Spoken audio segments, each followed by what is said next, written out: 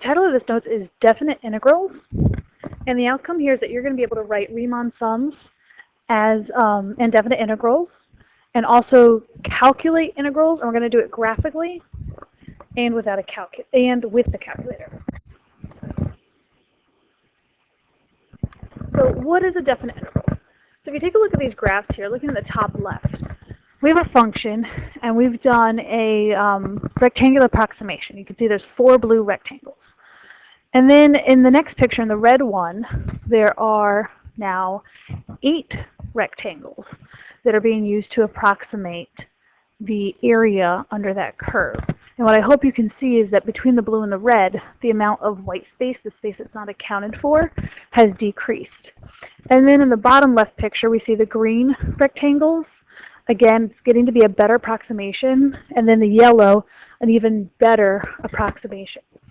So when we were talking about approximating, the way to make an approximation more accurate is to have more rectangles. So ideally, we would want an infinite amount of rectangles. So we want to take the limit, and we want our number of rectangles to go to infinity. And for each rectangle, you are taking the area. Remember, area is base times height. So the height of the rectangle is the output of the function. And there's many of those. So we have, that's what the K is. So like the first line, the second rectangle, the third rectangle, like that. The width of each rectangle is how much the X value is changing. So we're going to call that one delta X. So this is the height right here and the width.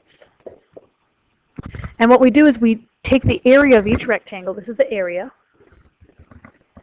And we take all the rectangles and we add them up. So that is our Greek symbol sigma. So this is called a Riemann sum because we're going to add up all of those areas. Riemann's just the person it's named after. So you can see that definition here. So that's using a lot of Greek symbols. We have a sigma and a delta. So then that notation gets simplified into what's called the definite integral. And the definite integral, this symbol right here, is actually an elongated S for sum. And so that's telling us we're going to take the sum of all of the areas. And the A and the B just tell us where to start on the left and where to end on the right. So in these graphs up here, that would be A, the left endpoint, and that would be B. So this here is the definite integral. The one on the left is the Riemann sum. So you might be asked about Riemann sum notation on the AP exam, but really where most of the questions are going to come from are the definite integral.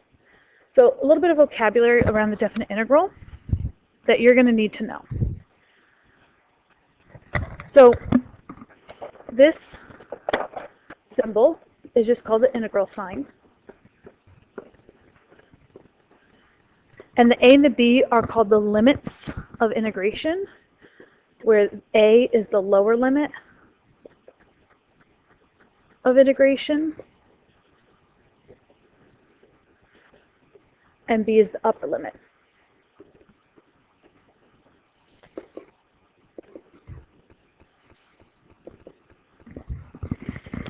And then the function inside is called the integrand. The thing being integrated is the integrand. And then over here, we have x. That just tells us the variable of integration. So we're integrating in terms of x. That means our answer is going to have x in it. And then the whole thing together is the integral. Okay. So let's talk about why we need an integral. So an integral tells us area. Remember back at this picture we were estimating area with rectangles? So the integral tells us the exact area. So if I want to find the area of any shape, doesn't matter how curvy it is, if I know the function that bounds it,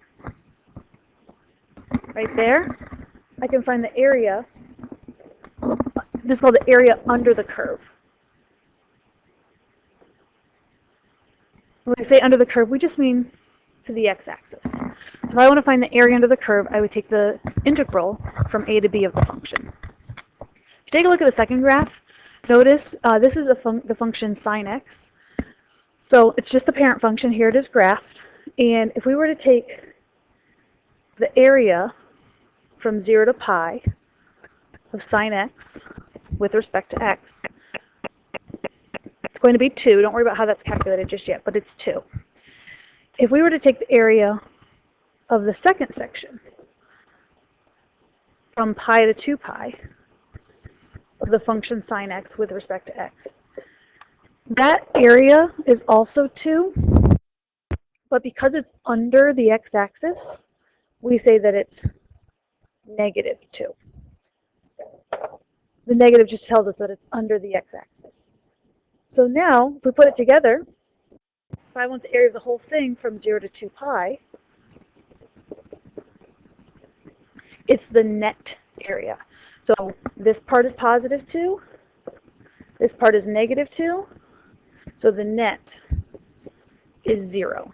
The area between 0 and 2 pi of the curve sine x between the curve and the x-axis is 0.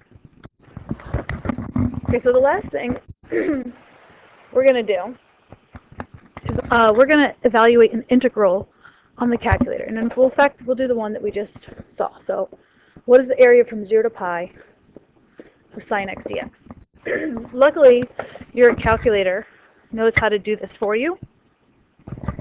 So if you take out your graphing calculator, I'm going to go to mine.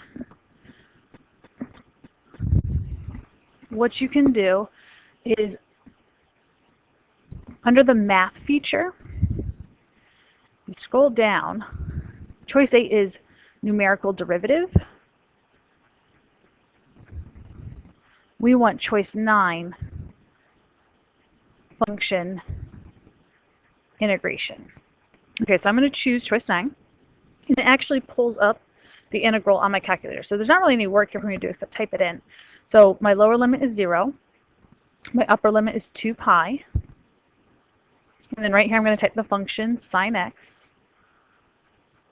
And I do need, because it has 2 open parentheses, I need 2 closed parentheses. And then the variable of integration is x. You have to use this x key that's right next to the green alpha. Do not hit alpha stow to get that x. And then if I, oh, hold on, I don't want to do 0 to 2 pi. I want to do 0 to 1 pi. Let's do that.